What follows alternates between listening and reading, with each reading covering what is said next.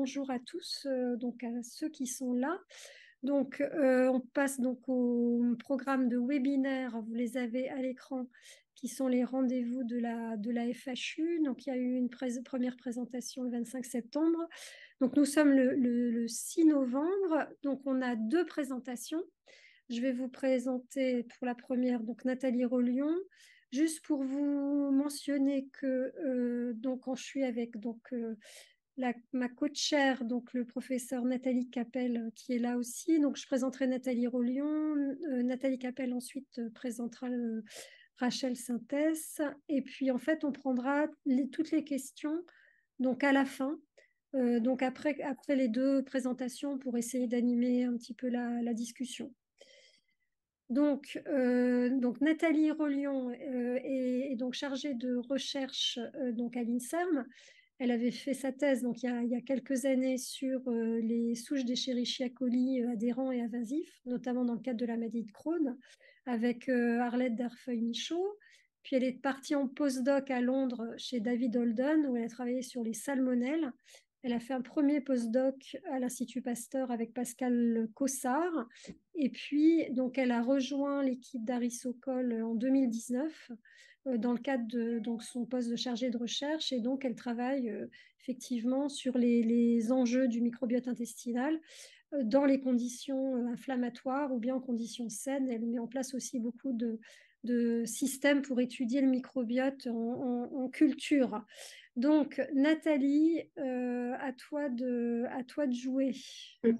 Merci beaucoup, Karine. Bonjour à tous. Merci d'être là. Et en effet, je vais vous parler un petit peu de système de culture de microbiote humain et plus particulièrement les systèmes qu'on essaie de développer au laboratoire.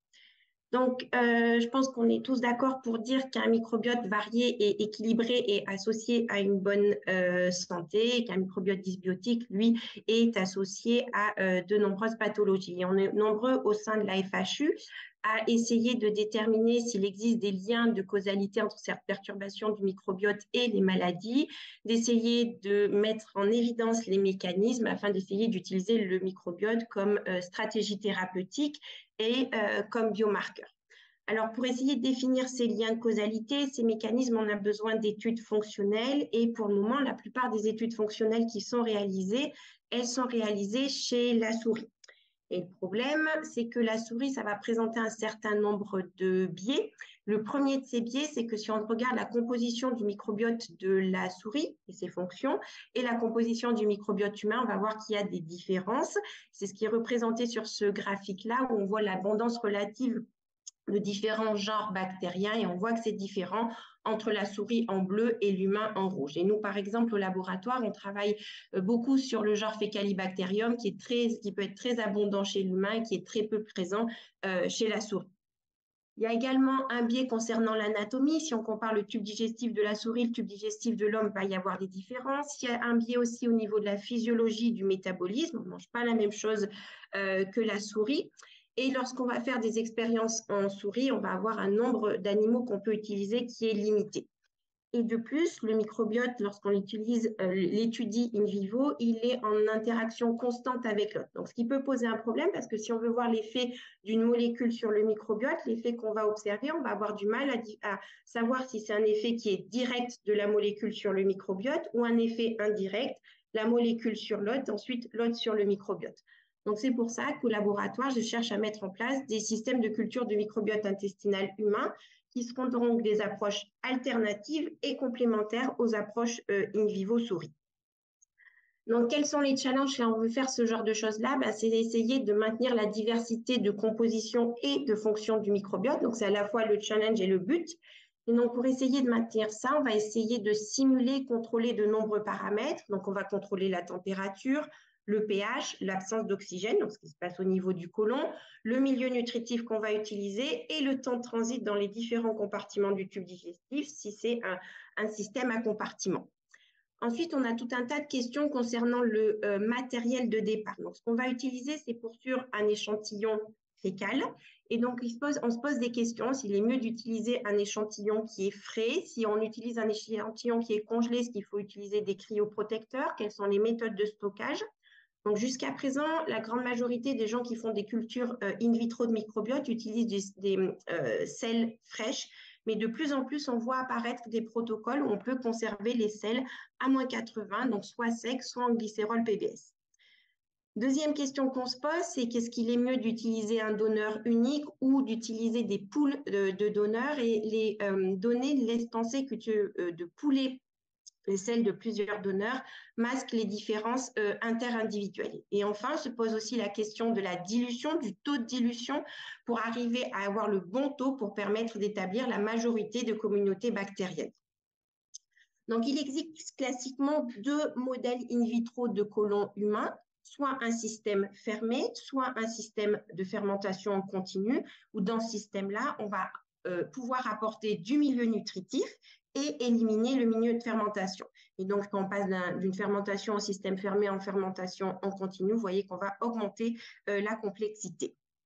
Donc, concernant les systèmes de fermentation, on va dire en système fermé, c'est en général des fermentations qui sont courtes. Donc, on va faire des expériences sur 24 ou 48 heures et on va avoir différents formats. Ça peut être des plaques 96 puits, ça peut être des tubes ou des flasques fermées ou des bioréacteurs ou fermenteurs.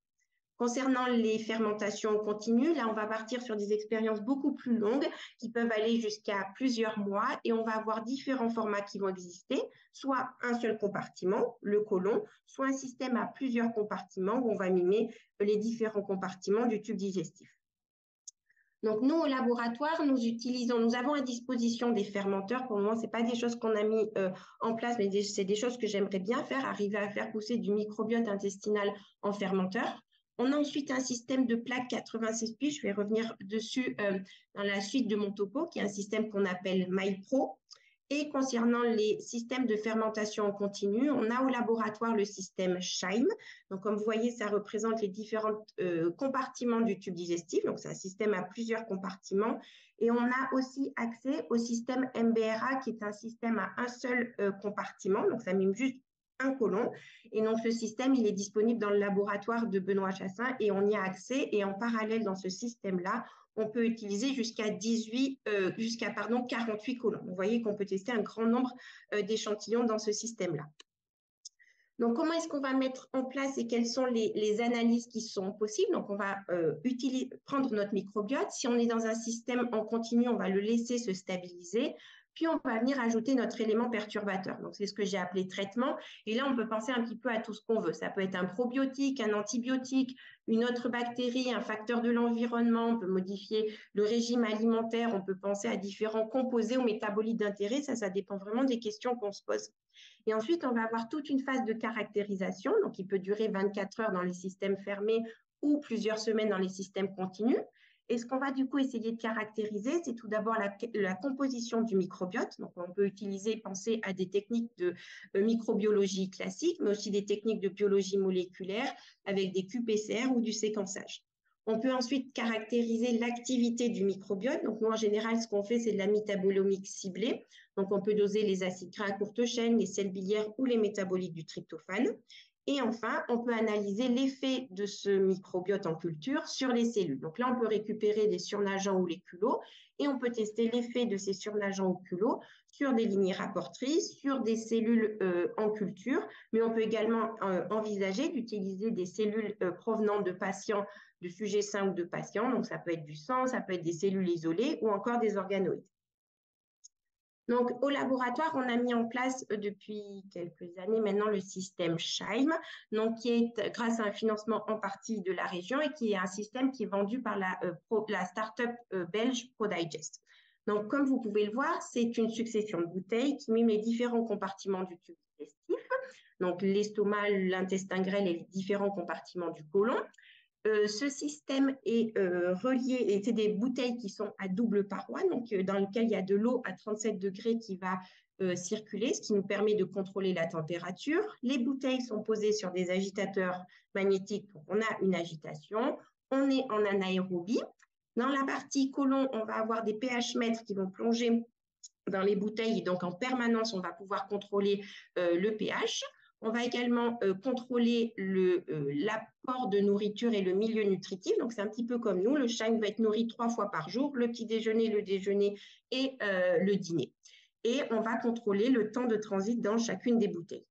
Donc, voilà à quoi ça ressemble. Donc, vous voyez que c'est un système qui est imposant, qui prend la totalité d'une paillasse. Vous avez ici le bain-marie avec l'eau à 36, donc qui va circuler dans les bouteilles, toutes les bouteilles qui sont installées et tout un système en haut de pompe qui vont se mettre en route à différents moments pour permettre le transit, enfin le transfert d'une bouteille à une autre. Et tout ce système est contrôlé par un ordinateur et un programme.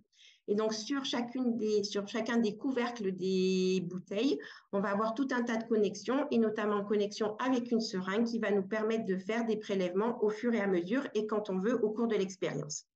Et c'est du coup dans ces bouteilles colons qu'on va venir ajouter le microbiote humain. Donc, pour le moment, on travaille avec du microbiote de sujets sains, on en reparlera tout à l'heure, j'aimerais bien qu'on travaille aussi avec du microbiote de patients.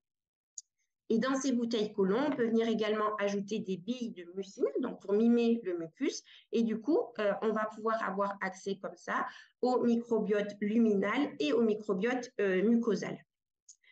Donc, de par tous les paramètres que l'on contrôle, on va avoir un système qui est en théorie fortement reproductible. C'est aussi fortement flexible parce qu'on peut venir modifier les paramètres que l'on contrôle comme on le souhaite. Et on va pouvoir tester en parallèle au grand maximum jusqu'à 12 conditions. On va pouvoir mettre en parallèle 12 colons. Et le gros avantage, c'est que c'est un système qui est dynamique et donc on va pouvoir venir faire des prélèvements quand on le souhaite dans chacune des bouteilles. Donc, je vais vous présenter l'expérience qu'on a réalisée, la toute première, qui était un petit peu une expérience crash test. Et donc, ce que l'on a fait dans cette expérience, c'est qu'on a pris les selles d'un donneur, une donneuse, et on a fait en parallèle 2 tractus complets, donc estomac, intestin grêle et les 3 parties du côlon. Il y a un tractus pour lequel on a laissé se stabiliser et on a laissé ensuite le microbiote, et un deuxième tractus dans lequel on a fait cette phase de stabilisation. Et de jour 17 à jour 23, on est venu ajouter un antibiotique. L'antibiotique qu'on a ajouté, c'est l'augmentin, donc un mélange amoxicilline, acide clavulanique, pendant 7 jours. Et on a donné cet antibiotique 3 fois par jour, 100 mg, et on a mis directement l'antibiotique dans le côlon ascendant. Et à la suite des 23 jours, donc des 7 jours de traitement, on a repris le système classique, il n'y avait plus d'antibiotiques, et donc c'est une période de washout. Et donc, sur ces expériences, sur ce Shime-là, on a collecté des échantillons pour récupérer les culots et donc analyser les bactéries par séquençage. Et on a récupéré les surnageants sur lesquels on a fait de la métabolomique en collaboration avec l'Université de Tours. Cette expérience, je l'ai réalisée avec Mathieu Monge, qui est stagiaire M2 dans le laboratoire, et Loïc Brou, qui est assistant ingénieur dans l'équipe. Donc déjà, si on regarde les culots que l'on obtient à J20, donc au milieu du traitement antibiotique, on voit clairement ici dans le côlon ascendant que la taille du culot de la bouteille qui a été traitée par antibiotique est plus petit que la bouteille non traitée. Et on voit que cet effet, on le retrouve aussi dans le côlon transverse et dans le côlon descendant. Donc l'antibiotique passe bien d'une bouteille à une autre. Concernant les analyses de métabolomie, la première chose que l'on a regardée, c'est le tryptophane. C'est ce premier graphique ici où on voit que lorsque l'on a traité à l'antibiotique, donc de J17 à J23, on a une augmentation du tryptophane dans les bouteilles. Le tryptophane n'est plus consommé par les bactéries qu'on a mis de l'antibiotique. Et lorsque l'on enlève l'antibiotique, donc de J23 à J37, on voit à nouveau une consommation du tryptophane. Donc le tryptophane, il est métabolisé en de nombreux métabolites, notamment des dérivés indoles. Donc là, je vous présente les résultats pour un de ces dérivés, qui est le indole 3-lactique acide. Et ce qu'on s'aperçoit, c'est que pendant qu'il y a l'antibiotique, cette période-là, on voit une diminution de la production de ce dérivé indole. Et une fois qu'on arrête l'antibiotique, on voit à nouveau une augmentation. Donc, dans le système Shime, on arrive bien à voir la production de dérivés indoles. On a ensuite regardé plusieurs acides gras à courte chaîne. Donc, c'est les 6 graphiques qui sont sur cette diapositive. Acétate, propionate, valérate, butyrate, isobutyrate et isovalérate. Et vous voyez qu'on a exactement le même profil à chaque fois pour chacun des acides gras à courte chaîne. Quand on traite avec l'antibiotique, on voit une diminution de la production des acides gras à courte chaîne. Et quand on arrête l'antibiotique, on a à nouveau un retour de la production de ces short chain fatty acides. Donc, ce qui montre bien que dans le système Shine, le microbiote est bien actif. On a contrôlé qu'on voyait bien un effet des antibiotiques et on voit que dès qu'on arrête l'antibiotique, on a une reprise de l'activité de notre microbiote. Donc, ce qu'on essaie de faire maintenant comme optimisation avec le Shine, donc c'est essayer de travailler avec des sels congelés après la phase de stabilisation, ce qui nous permettrait de gagner un petit peu de temps pour éviter cette phase de 2 semaines de stabilisation. On essaye aussi de voir comment est-ce qu'on pourrait utiliser des sels de patient, parce qu'avec les sels de patient, il faut qu'on arrive à maintenir ce microbiote de patient et les conditions vont du coup être un petit peu différentes par rapport aux sels de sujets sains. Et ensuite, on cherche à tester l'effet des échantillons qu'on récupère avec le Shine sur les cellules hôtes. Et à ce propos, j'aimerais bien qu'on acquiert un système qui s'appelle le module HMI, qui est aussi vendu et qui a été mis au point et vendu par la startup ProDigest, qui est un système où on pourrait faire passer l'effluent du Shine sur des cellules CACO2 en culture. Et comme ça nous permettrait de voir un petit peu, par exemple, la production de cytokines par ces cellules CACO2. Et dans le cadre de la FHU, on a une collaboration en cours avec Biocodex de façon à essayer de caractériser les effets de l'ultralevure sur la composition et les fonctions du microbiote intestinal humain et leurs conséquences sur les cellules hôtes. Et ça, c'est le projet de San qui est en postdoc avec moi. Alors, le Shine, c'est très bien, mais il y a quand même un certain nombre d'inconvénients. Le premier inconvénient, c'est que c'est des expériences qui sont longues. Vous voyez, il y a déjà 2 semaines de stabilisation et ensuite, il y a toute l'expérience en elle-même. C'est aussi une expérience qui est coûteuse.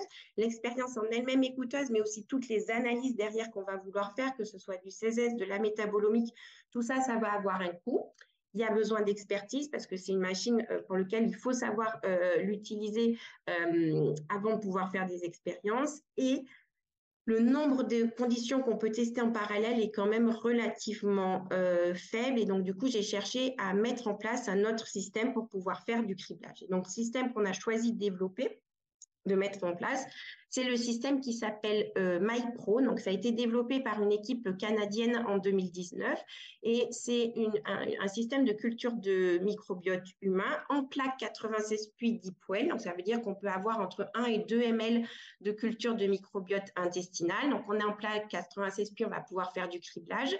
C'est un système qu'on met directement dans la chambre anaérobie. On va contrôler du coup comme ça l'anaérobie. La température, on sera à 37 et c'est un système qu'on met sur un agitateur de façon à pouvoir du coup mélanger notre microbiote. Et donc ce système-là, ce qui a été publié en 2019, c'est que lorsqu'on inocule le microbiote intestinal, il va se mettre à pousser au cours des 8 à 12 premières heures et ensuite il va rester stable. Et donc ce système, il va permettre du criblage. On fait des expériences, nous en général 24 heures, on prend les échantillons au bout de 24 heures.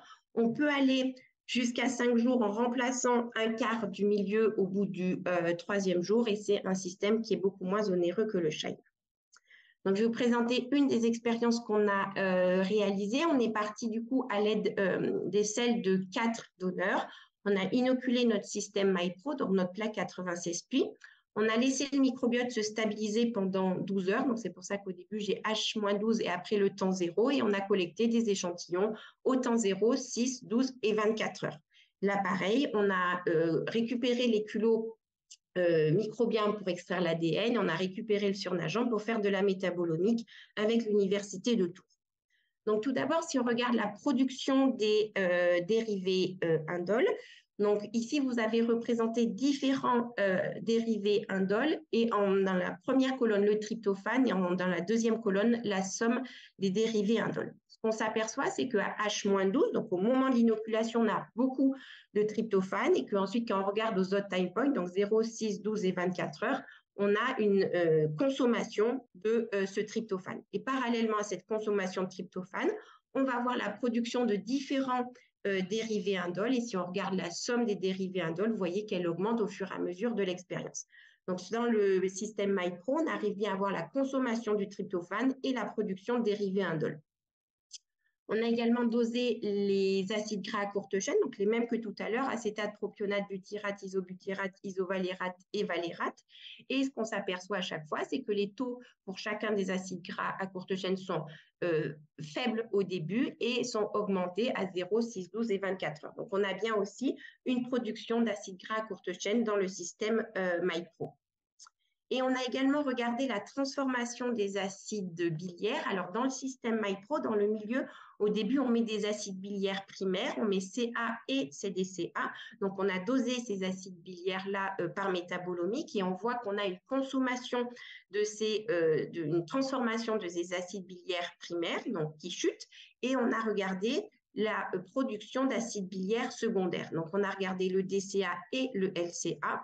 Et donc, on voit qu'au début, au moment de l'inoculation, on a peu de DCA et peu de LCA. Et on voit qu'on a une augmentation des quantités de DCA et LCA au cours du temps. Donc, on a une transformation des acides biliaires en acides secondaires. Donc, on a vraiment un microbiote qui est actif aussi dans le système MyPro. Donc, ce qu'on est en train d'essayer de faire à l'heure actuelle, c'est essayer à nouveau de travailler avec des sels congelés. Donc, pour ça, on s'est basé sur un papier qui a été publié en 2022, toujours par l'équipe canadienne qui a développé le MyPro. Et donc, pareil, on inocule notre système MyPro avec des sels congelés et on suit la densité optique. Donc, ça ressemble au cours que je vous ai présenté tout à l'heure, au moins jusqu'à 24 heures. Après, en fonction des donneurs, on peut avoir plus ou moins une certaine stabilité du microbiote. On a regardé par qPCR les quantités de bactéries. Donc, on voit bien qu'entre 0 et 24 heures, on a une augmentation des bactéries et on a aussi confirmé qu'on avait une production d'acétate, propionate et butyrate lorsqu'on utilisait des sels congelés. On est également en train d'essayer d'utiliser des sels de patients pour voir un petit peu ce qui se passe et de faire des mises au point pour tester l'effet de ces surnageants et des cellules issues du MyPro sur les cellules de l'hôte. Donc, si j'essaie de résumer un petit peu les avantages des modèles in vitro, donc on s'affranchit totalement ou partiellement des contraintes éthiques et réglementaires qu'on peut avoir avec l'expérimentation animale. On limite les différences de régime alimentaire et de physiologie intestinale. On sait que ça a un impact important sur le microbiote intestinal. On contrôle de nombreux paramètres. Donc, normalement, on a une forte reproductibilité des expériences et une grande flexibilité technique parce qu'on peut faire varier tous ces paramètres. On va pouvoir faire des expériences à haut débit ou tester en parallèle un grand nombre de conditions, notamment en utilisant les systèmes en plaque 96 puits. Et si on utilise un système tel que le Scheim, on peut avoir accès aux différents compartiments digestifs, donc par exemple aux différents compartiments du côlon, et ce, au cours du temps. Donc, on peut vraiment venir faire des prélèvements quand on le souhaite. Concernant les champs d'application de ces systèmes-là, il va y avoir la pharmacologie. On peut venir tester l'effet de médicaments, par exemple. En toxicologie, on peut venir essayer de tester l'effet d'additifs alimentaires, l'effet de micro ou nanoplastiques. Pour la nutrition, on peut également venir imaginer tester l'effet de macro ou de micronutriments. Et moi, ce qui m'intéresse particulièrement, c'est tout l'aspect microbiologie, donc venir tester l'effet de probiotiques, de prébiotiques. On peut imaginer aussi travailler avec des bactéries pathogènes et voir quel est l'effet des bactéries pathogènes sur le microbiote intestinal, l'effet de métabolites microbiens. Et nous, ce qui nous intéresse aussi au laboratoire, c'est tout ce qui est interaction entre micro-organismes, parce que du coup, on s'affranchit de l'effet de l'hôte. Et je tiens quand même à signaler que la plupart des études qui sont réalisées avec des systèmes in vitro de culture de microbiote s'intéressent majoritairement aux bactéries et il serait important de regarder aussi ce qui se passe en termes de champignons et de phages. Et dans ces systèmes-là, on va pouvoir faire venir varier l'alimentation, voir l'effet de l'alimentation sur le microbiote intestinal. On peut aussi imaginer travailler avec des sels de sujets d'âge différents. Donc ça aussi, c'est des choses qu'on peut imaginer. Et le fait qu'on puisse tester différents donneurs, on va avoir accès à la variabilité interindividuelle. Donc, pour finir, je voudrais remercier donc l'ensemble des partenaires financiers, Benoît Chassin et Lucie Etienne Mespin, qui sont du coup des personnes avec qui je discute fréquemment de tout ce qui est système de culture de microbiote in vitro, les collaborateurs de Tours et l'ensemble de l'équipe microbiote intestin et inflammation, et plus particulièrement Zan, Yuang, Loïc et Amandine. Et je vous remercie pour votre attention.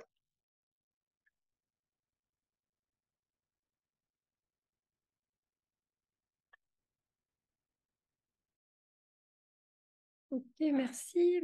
Nathalie, je te passe le... Peut-être, on peut rappeler peut-être de poser des questions dans le chat QNR. Et puis, Mina va nous passer vers la fin un petit questionnaire qu'il faudra remplir. Vas-y, Nathalie. Merci beaucoup Nathalie, et donc le relais par Nathalie Capel. Merci Karine. Donc on va passer à la deuxième présentation qui va être un aspect plus de pharmacotechnie, donc qui va nous être donné par Rachel Synthès. Donc Rachel Synthès est pharmacienne, elle est à l'heure actuelle assistante spécialiste dans l'unité d'Anne-Christine Joly à l'hôpital Saint-Antoine.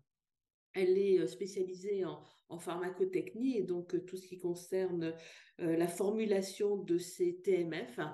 Durant son internat, elle a pu participer déjà à des études sur le développement d'une formulation sèche à base de microbiote fécal et qui est impliquée dans sa thèse. Et son travail aujourd'hui consiste à l'organisation du circuit des dons et de préparation à base de microbiote dans le domaine du soin, donc au sein du centre de transplantation de microbiote fécal de la PHP, aussi dans le cadre de la recherche clinique. Et donc, au sein de l'unité UPTMM, il participe au développement de cette activité en France pour tout ce qui touche donc à l'amélioration de la pharmacotechnie et donc de la formulation de la TMF. Un domaine intéressant. Rachel, je te laisse la parole.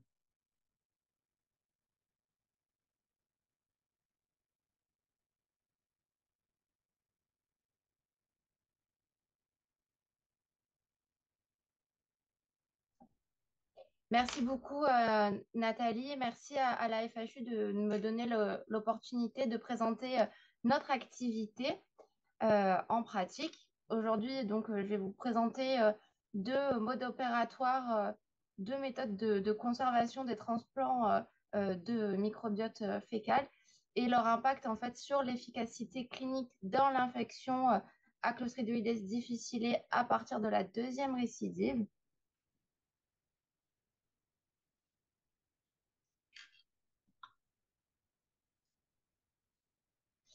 Donc, voilà, l'activité de pharmacotechnie au sein d'une unité de préparation des transplants de microbiote, elle a beaucoup évolué depuis la création des unités. Donc, dans un premier temps, parce qu'en fait, on n'avait pas de stabilité véritablement des selles, euh, la transplantation et l'émission devaient avoir lieu le même jour, et ce, dans un créneau de 6 heures. Le donneur, il était validé en amont, ce qui fait qu'on n'avait pas de résultats biologiques directement sur les dons transplantés. Et ce qui fait aussi qu'il y avait vraiment une coordination des équipes qui devait être très importante. Concrètement, c'était assez sportif. Suite donc du coup à l'étude de l'impact de la congélation sur l'efficacité clinique des transplants dans l'infection à Clostridioides difficile et également de l'étude de l'impact sur la viabilité bactérienne de la congélation, on a pu donc décider de conserver les transplants à moins 80 degrés dans des congélateurs, ce qui a permis donc à la fois de sécuriser le circuit, puisqu'on pouvait attendre les résultats des donneurs pour pouvoir transplanter, mais ça a également permis de simplifier l'activité et de différer l'émission de la transplantation. Et aujourd'hui, en fait, on a une stabilité à 2 ans, ce qui fait que l'activité, le circuit est beaucoup plus fluide. Concrètement, en fait, comment ça se passe? Donc, lorsqu'on est dans le cas classique de la première méthode que je vais vous présenter, ce qu'on fait tous les jours, il s'agit de suspension fécale congelée. Donc, dans un premier temps, on reçoit le don. À la pharmacie, du coup, à l'UPTM, on le qualifie quantitativement et qualitativement. Et ensuite, on effectue donc une première étape de préparation. Il s'agit d'une mise en solution des selles avec du NaCl et du glycérol qui agit comme cryoprotecteur. On place ensuite cette solution à congeler à moins 80 en quarantaine dans l'attente des résultats biologiques. Une fois que ces résultats ont été obtenus, on va pouvoir libérer les préparations et les transférer en zone de libération. Ces préparations, à ce moment-là, elles peuvent être utilisées pour des transplantations. Et lorsqu'il y a une demande qui a été validée par les médecins de notre centre, on effectue une décongélation, donc soit au bain-marie, soit au réfrigérateur pendant 12 heures. Et ensuite, le lendemain, on va pouvoir effectuer une mise en forme pharmaceutique selon les différentes modalités possibles. Ces préparations, elles sont stables après préparation pendant 6 heures. Pareil, ce mode opératoire, il a quelques problématiques. Notamment, ça demande que tous les transplants que l'on reçoive soient préparés. Ça demande une capacité en matériel et en personnel importante et ainsi une optimisation de l'activité pharmaceutique qui peut potentiellement nous conduire à devoir jeter des transplants, ce qui est à l'heure actuelle inenvisageable. De plus, on voit que les dons sont préparés aussi avant la validation biologique du donneur, ce qui est aussi un peu un frein au niveau de la sécurité. C'est pourquoi, en fait, suite notamment à l'épidémie du Covid-19, on a décidé à l'UPTM de congeler directement des selles brutes pour pouvoir, en fait, finalement les sauver du gaspillage. Donc, les premières étapes sont identiques. On reçoit nos selles, on les qualifie et ensuite, on va simplement les calibrer dans des pots de coprologie à 25 ou 50 grammes qui sont les masses qu'on utilise pour nos préparations. Elles sont ensuite placées directement à congélation à moins 80 degrés. De même façon, une fois que les résultats biologiques sont obtenus, on va pouvoir effectuer la libération pharmaceutique et les dons seront aussi utilisables. Lorsqu'une demande est validée, on va décongeler le don, cette fois uniquement au réfrigérateur parce qu'il n'y a pas d'études sur la décongélation au bain-marie des selles brutes. Et la deuxième étape de préparation, cette fois, consiste aux 2 étapes que j'ai citées tout à l'heure. Donc, la mise en solution uniquement avec du NaCl, puisqu'on n'a plus besoin de protéger les bactéries de la congélation, et la mise en forme pharmaceutique. Ces préparations, elles sont également stables à ce moment-là pendant 6 heures. On peut facilement, du coup, se poser la question de est-ce que l'efficacité clinique, elle est conservée entre ces deux modes opératoires, sachant qu'elle a été prouvée pour les suspensions fécales congelées, mais pour les selles natives, qu'en est-il? Donc, pour ce faire, on a pris l'ensemble des patients qui ont été un jour traités par un don issu du centre de dons de l'hôpital de Saint-Antoine. On a extrait uniquement ceux qui avaient été traités pour une infection à Clostridie à partir de la 2e récidive. Et à partir des dossiers de l'eau, on les a répartis donc dans le groupe test selles natives et dans le groupe contrôle, qui est donc le groupe suspension fécale. Ensuite, avec les dossiers cliniques, on en a retrouvé l'efficacité clinique pour pouvoir les comparer. On a ressorti également des caractéristiques du patient afin de pouvoir interpréter nos résultats, ainsi que le contexte clinique et le suivi. Au niveau des résultats, donc dans un premier temps, qu'est-ce qu'on a dû faire?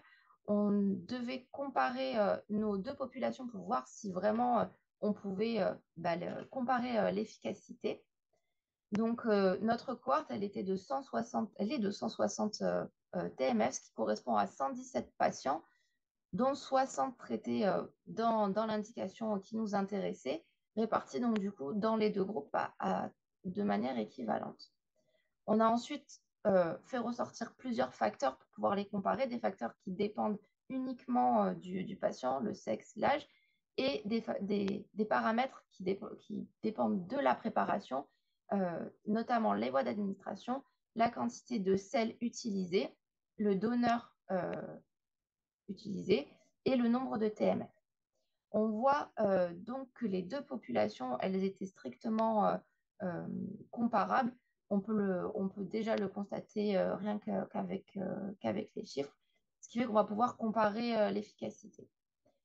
Pour indication, j'ai juste mis les taux de réussite déjà par sous-groupe, mais vu que les effectifs étaient très faibles, on n'a pas pu les comparer statistiquement, mais on voit déjà que c'est très proche et assez similaire. Donc, ce qui nous intéresse finalement, c'est la comparaison de l'efficacité. Après la première TMF, on a donc une efficacité de 87% presque pour les selles natives et de 77% presque pour la suspension fécale. Ces deux taux, ils ne sont significativement pas différents. Donc, les deux modes opératoires sont comparables et peuvent être utilisés de la même façon. On voit aussi que ces taux, c'est des taux qui sont fréquemment retrouvés dans la littérature, donc on est sur des taux de réussite quand même conséquents. On a quand même calculé les taux de réussite après plusieurs TMF, et là on atteint des scores qui sont encore plus importants, de plus de 90%. On a effectué des rattrapages, pas pour tous les patients, mais voilà, in fine, on a 90% de réussite.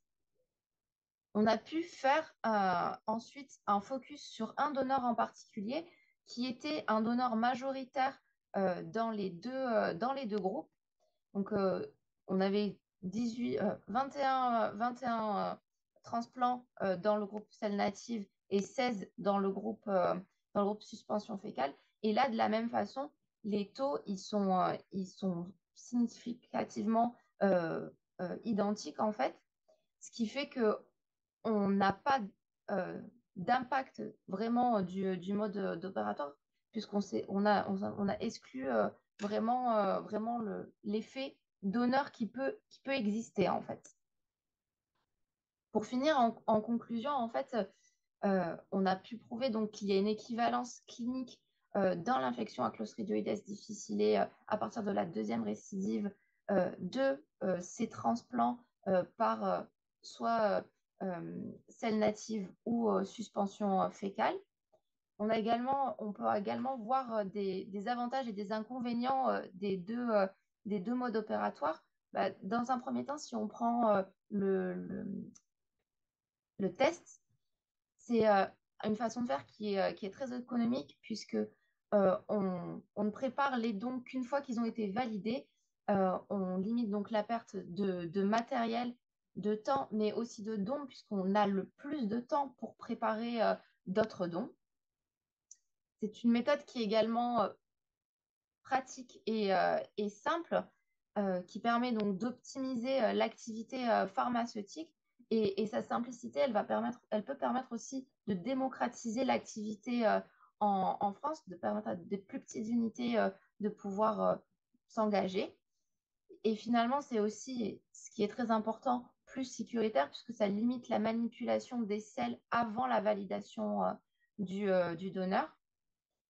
Mais les suspensions fécales ne sont pas complètement à abandonner, puisque c'est la seule façon de faire en urgence, puisqu'on ne peut pas décongeler des selles au bain-marie, des selles natives au bain-marie. Donc, on le garde en cas d'urgence pour des transplants disponibles plus rapidement, mais c'est quand même un mode opératoire onéreux.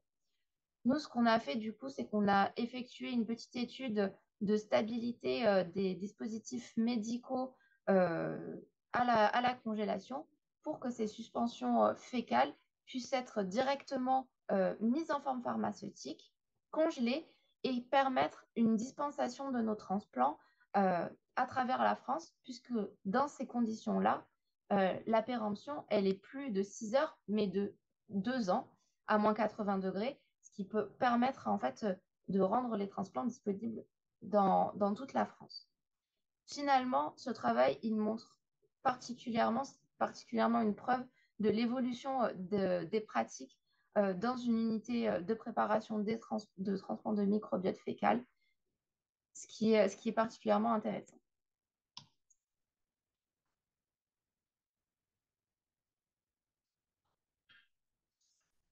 Voilà, ce qui est bien, c'est qu'on a pu présenter, faire valoir ce valeur dans plusieurs congrès.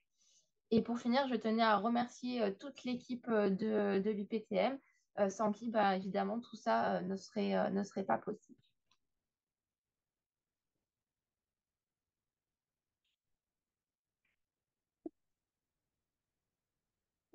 Merci beaucoup, Rachel, de cette présentation qui montre une large simplification des méthodologies que vous avez développées pour la réalisation de ces transplants. Donc maintenant, on va pouvoir ouvrir la discussion. Donc on vous rappelle hein, que les questions doivent être posées via le QR hein, ou éventuellement l'aspect discussion et avec Karine, donc on se chargera d'assurer la retransmission. Karine, je laisse Alors, peut-être oui, donc il y a une la première parole. question, c'était sur un petit peu, alors plus pour Nathalie, je pense, sur les biais. Je sais pas, je pense que tu vois le QR, Nathalie, sur les biais par rapport à la composition microbienne avant-après fermentation et du coup dans les deux modèles que tu as présentés, quoi, le MyPro et le Chyme. Oui. Alors, c'est des choses qu'on a regardées et oui, il y a un petit biais, on observe une différence entre celle qu'on utilise au départ et ce qu'on va réellement faire pousser dans le Shine ou le MyPro. Alors, les différences, elles sont plus importantes peut-être dans le MyPro parce que le MyPro, on va être sur des temps de cours, 24 heures, et donc ça peut favoriser notamment les bactéries qui se développent plus rapidement. Et nous, par exemple, on voit que des donneurs qui ont petit peu plus d'Escherichia coli de base, on va voir cette population augmenter un petit peu plus encore dans le système MyPro. Dans le système Chyme, c'est beaucoup plus représentatif de ce qu'on a au départ. C'est pas parfait, mais ça ressemble, c'est ce qui ressemble le plus. Et ce qui est du coup important dans les expériences qu'on fait, les tests qu'on va faire après traitement, on va comparer par rapport au temps zéro, pas le temps avant stabilisation. Donc à chaque fois, on va avoir un contrôle avec et sans traitement au temps zéro et au temps d'analyse. Donc comme ça permet d'éviter un biais qui serait dû au fait que la composition du microbiote, elle aurait un petit peu varié par rapport à la celle initiale. Très bien, merci. Alors, tu veux, Nathalie, pour la suite? Oui, bah, je vais continuer peut-être les questions là, qui étaient posées pour Nathalie Relion concernant le fait de savoir si vous avez testé la composition et la diversité bactérienne dans chacun des compartiments. Alors, C'est une question que j'aurais eu envie de te poser. c'est pas des choses qu'on a fait nous particulièrement. On a des échantillons au congélateur, donc on pourrait le faire, mais c'est des choses qui ont déjà été faites par d'autres équipes qui ont le Chyme et qui montrent bien qu'il y a une différence de composition dans par exemple dans les 3 compartiments du côlon, on va avoir des choses qui sont différentes. Et ça, c'est dû au fait qu'on n'a pas exactement les mêmes volumes dans les bouteilles, on n'a pas tout à fait le même dilution et on n'aura pas le même pH. Donc, le pH va être différent dans chacun des compartiments du côlon et du coup, ça va favoriser certaines bactéries. Et du coup, ça va mimer le plus possible ce qu'on retrouve au niveau d'un côlon humain. Alors, il y avait une question pour Rachel qui était quid de l'efficacité de celles lyophilisées pour la transplantation. Alors, bah, à l'heure actuelle, en France, je pense, et ailleurs, en tout cas en pratique, il n'y a pas d'unité de préparation qui, euh, qui effectue et qui donne des sels lyophilisés. Par contre, en termes de littérature et de recherche, ça commence à être un procédé qui est largement euh, étudié et développé et qui a montré aussi une efficacité euh, qui est très bonne, qui est équivalente. Parce il y a des papiers, il y a des papiers sur ça. Nous, c'est un axe de recherche qu'on va essayer de mettre en œuvre. Et donc, c'est la suite de l'histoire. Merci beaucoup Rachel. Il y a une question pour Nathalie qui vient de Régis Tournebise. Peut-on rajouter la composante mucus dans le système MyPro? Alors, il y a la composante mucus parce qu'on rajoute entre 2 et 4 grammes par litre de mucine. Par contre, ça va être de la mucine qui va être solubilisée, entre guillemets, dans le milieu MyPro. Donc, on ne pourra pas ensuite différencier on va dire le microbiote mucosal et luminal dans le système MyPro. Alors que dans le système Shine, c'est des billes en fait qu'on utilise, qu'on va remplir d'un mélange de mucus et agar. Et donc, ça sera vraiment, les bactéries vont vraiment venir coloniser cet agar. Et là, on peut vraiment étudier le microbiote mucosal. Mais c'est plus réservé, du coup, pour faire une étude fine, il vaut mieux passer en Shine. Merci beaucoup. Je peux profiter peut-être, moi, pour poser une question et à la limite qui vous concerne toutes les deux. Rachel, est-ce que vous avez vérifié sur le système qui est finalement beaucoup plus simple et qui est un vrai changement de paradigme, la stabilité du microbiote dans les préparations issues des sels qui sont directement congelés? Et à la limite, pour voir cet effet-là, est-ce qu'il ne serait pas intéressant de les passer dans un système de type Scheim?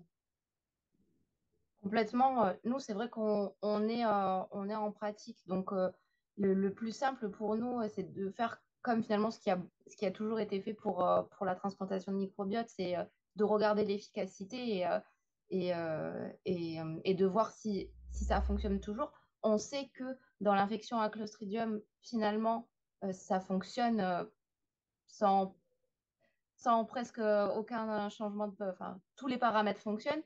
Pour d'autres indications, moins. C'est pour ça qu'on s'est quand on est à cette indication au final. Mais oui, effectivement, il faudrait, pour être vraiment rigoureux, vérifier microbiologiquement l'impact sur la viabilité de la congélation des sels bruts.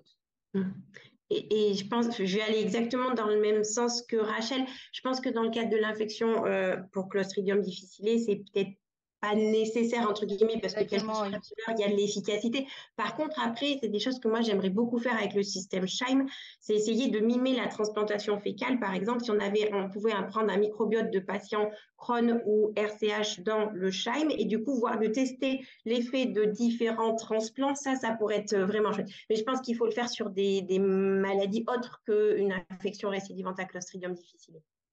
Mais c'est des choses que j'aimerais beaucoup, beaucoup faire. Je vais en profiter aussi pour une question parce que tu mentionnais, Nathalie, donc dans le système Scheim, sur justement l'enjeu du maintien des changements de composition de celles de patients dans différentes situations. Et je m'interrogeais justement, je me demandais enfin, dans pas mal de pathologies, bon, y compris celles qui m'intéressent, obésité, maladie métabolique, où il y a cette réduction de la diversité microbienne de façon extrêmement importante. Donc ça, dans le temps, est-ce que tu sais si le phénotype est vraiment maintenu ou il est susceptible d'évoluer ou c'est compliqué C'est compliqué. C'est compliqué. Nous, on n'a pas donné encore à l'heure actuelle. Je suis beaucoup en contact avec la société ProDigest qui, du coup, eux, vendent le chat, mais qui font plein d'essais. Et en fait, ils ont développé un système plus court, en fait, pour notamment travailler avec des microbiotes de patients atteints de Mickey. Et donc, en fait, ces 2 semaines de stabilisation dont je vous ai parlé au début, il ne faut pas les faire, en fait, si on travaille avec un microbiote de patient. Il faut utiliser directement le microbiote tant il ressemble le plus, en fait, aux patients. Et ça, c'est des choses que, voilà, nous, va falloir qu'on adapte. Et après, il faut peut-être qu'on réfléchisse en termes dans tous les paramètres qu'on contrôle. Est-ce qu'il n'y a pas des paramètres qu'il faut un tout petit peu varier pour, du coup, arriver à maintenir le manque de diversité, ce genre de choses-là? Parce que c'est sûr que pour le moment, le Scheim de base, il a été développé pour travailler avec du microbiote de sujets sains, mais c'est des choses qui sont vraiment en train d'être développées par la start-up. Et ils ont aussi un système pour faire les infections récidivantes à Clostridium difficile. Et donc, ils développent beaucoup ce genre de choses-là. Et pour tous les gens qui ont le Scheim, ils sont d'accord pour partager les données et qu'on optimise, enfin, qu'on essaie de tous avancer ensemble. Oui, parce qu'on peut pourrait se dire que si on sort de l'écosystème, et notamment dans les contextes d'inflammation bas grade, on sait bien qu'il y a une interaction bidirectionnelle avec l'hôte. On peut imaginer que ça puisse modifier en fait la Oui, composition. je suis tout à fait d'accord. Mais voilà, tout ça, ça va être des choses qu'il va falloir optimiser pour arriver à essayer de maintenir. Ça sera sûrement sur des temps courts. Je ne pense pas qu'on va faire des choses sur du microbiote pendant des semaines comme on pourrait faire avec un microbiote de sujet sain.